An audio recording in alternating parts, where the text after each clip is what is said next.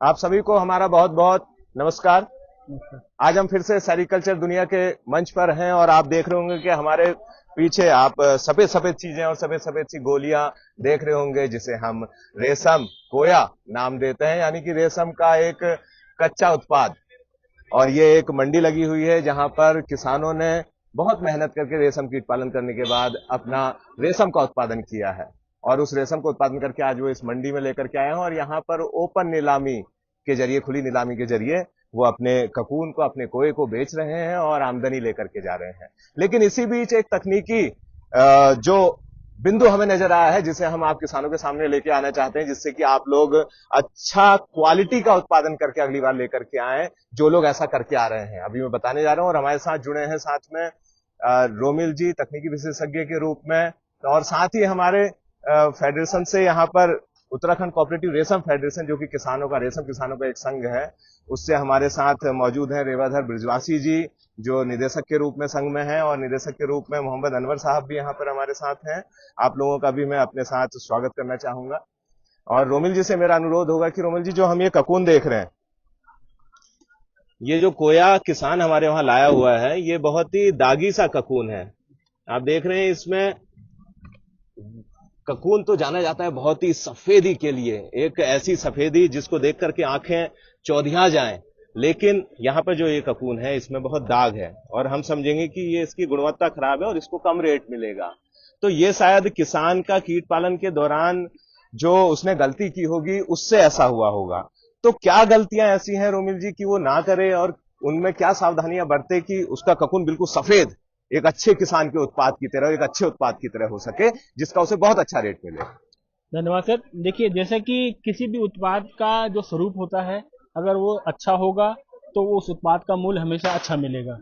लेकिन यहाँ पर हम देख रहे हैं कि यहाँ पर, जैसे कि हमने पिछली बार चर्चा करी थी कि कुछ ऐसी कमियां रह जाती हैं या कुछ इस तरह की चीजें हो जाती हैं जो कि किसान मेहनत तो पूरी कर रहा है, लेकिन जब लास्ट में जब वो रेशम बना रहा है तो कुछ ऐसी असावधानी हो जा रही है जिसके कारण कि उसका पूरी मेहनत का जो हो रहा है उसमें एक निचला स्तर आ जा रहा है, निम्न स्तर पे हो जा रहा है, और उसको जो उत्पाद है उसका उचित मूल्य शायद नहीं मिल पा रहा होगा। यहाँ पर देखेंगे कि ये ककून जो दिख रहा है, ये किसान ने बहुत मेहनत करके बनाया है, लेकिन इसमें ये दाग जैसे दिख रहे हैं। आप देखेंगे ये दाग, इसके कई कारण हो सकते हैं। पिछली बार हमने चर्चा करी थी कि जब वो माउंटिंग के समय, यानी कि जब वो रेशम का कोया बन रहा है, हो सकता है कुछ ऐसी समस्याएं आई हो जिसके कारण की ये कोया बनाने में की प्रक्रिया प्रभावित हुई होगी। तो इसमें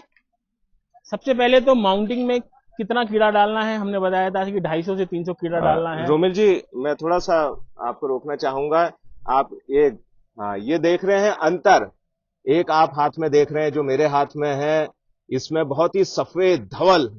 रंग है, और जो बगल में आप देख रहे हैं, इसका रंग दबा हुआ है, थोड़ा दागी सा नजर आ रहा है। ये अंतर आप समझ रहे होंगे कि एक अच्छे गुणवत्ता के कोए में और जिसमें दागी हो गया है, उसमें क्या अंतर है। तो जैसे कि मैं बता रहा था कि ऐसा हो सकता है कि जब ये इस माउंटेज में कीड़ा डाला गया होगा तो वो बहुत ज्यादा संख्या में भी हो सकता है,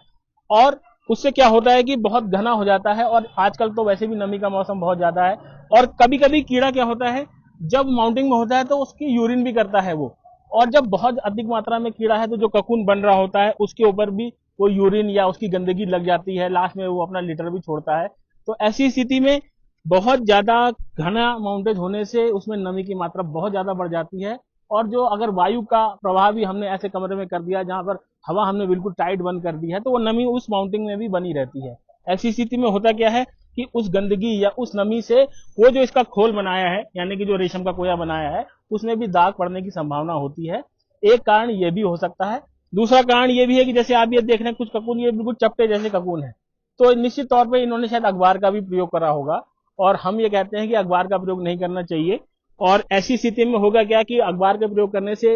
नमी बहुत ज्यादा बनी रहती है, और जो अखबार की शाही भी होती है या दूसरी चीजों से वो दब जाता है, फ्रेश ककून हो जाता है, तो उससे भी कोए का स्वरूप बिगड़ जाता है और वो दिखने में भी अच्छा नहीं होता है। और मंडी में जब आते हैं तो व्यापारी भी जो अच्छा ककून है, साफ ककून है, उसका रेट ज्यादा देता है, जो इस तरह का ककून है, दागी ककून, उसका रेट कम हो जाता है।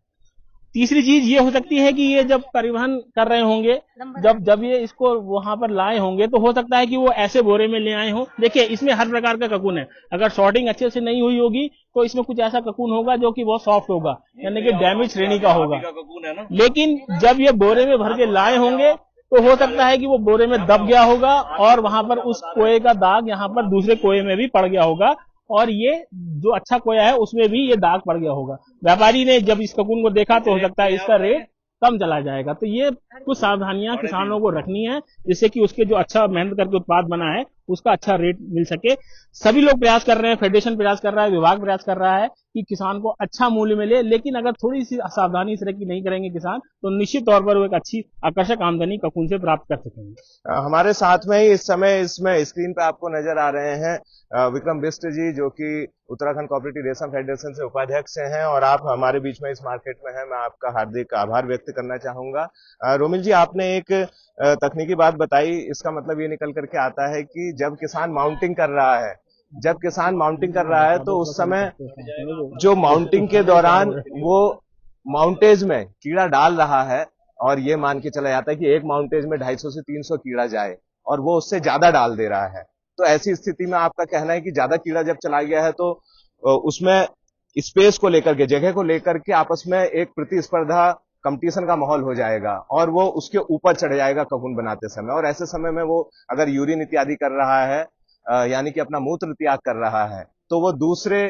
ककून बनाते हुए कीड़े या उसके ककून के ऊपर पड़ रहा है, और वो उसको दागी बना दे रहा है। हाँ, देखिए जैसे कि हम यहाँ पर जिस क्षेत्र में हमें, वहां पर हम एक प्लास्टिक माउंटेज जो कि ट्रे में लगाते हैं उसका उपयोग करते हैं। अलग अलग क्षेत्रों में अलग अलग माउंटेज होती हैं, कहीं पर रोटरी माउंटेज होती हैं, कहीं पर बड़ी बड़ी चंद्राकी होती हैं। तो उनमें शायद ऐसी स्थिति ना हो, वहां पर जो रेशम के कीड़े की संख्या है वो ज्यादा हो सकती है, या दूसरी विधि से उसका जो यूरिन है या उसमें हवा का प्रवाह बना रहता है, उसका स्पेस होता है। लेकिन हमारे यहाँ जो माउंटेज है उसकी एक सीमा है, यानी कि 250 से 300 कीड़ा ही उस माउंटेज में आ पाएगा। तो अगर उससे ज्यादा रखेंगे तो निश्चित तौर पर ओवरलैपिंग होगी, कीड़े के ऊपर कीड़ा होगा, ना सिर्फ ये ककून प्रभावित होगा बल्कि वो डबल ककून भी ज्यादा संख्या में बढ़ेगा, जिसका की रेट निश्चित तौर पर रीलिंग ककून से कम होता है, और किसान को अंततः इससे आर्थिक हानि ही होगी। मैं समझता हूं कि हमारे किसानों ने बहुत अच्छे से इन बातों को सुना होगा कि कैसे वे इस प्रकार के दागी ककून से बच सकते हैं, यानी कि बहुत निम्न गुणवत्ता के ककून से बच सकते हैं, और अच्छी गुणवत्ता का ककून उत्पादित करके मार्केट में लाके अच्छा उत्पादन करके अपनी अच्छी आय प्राप्त कर सकते हैं। मैं बहुत बहुत अपने साथ जुड़े हुए सभी महानुभावों का बहुत आभार व्यक्त करना चाहूंगा, और किसानों को यह शुभकामना प्रेषित करना चाहूंगा कि वे अच्छी गुणवत्ता के ककून के साथ अच्छी आमदनी करें। आप सभी को बहुत बहुत शुभकामनाएं।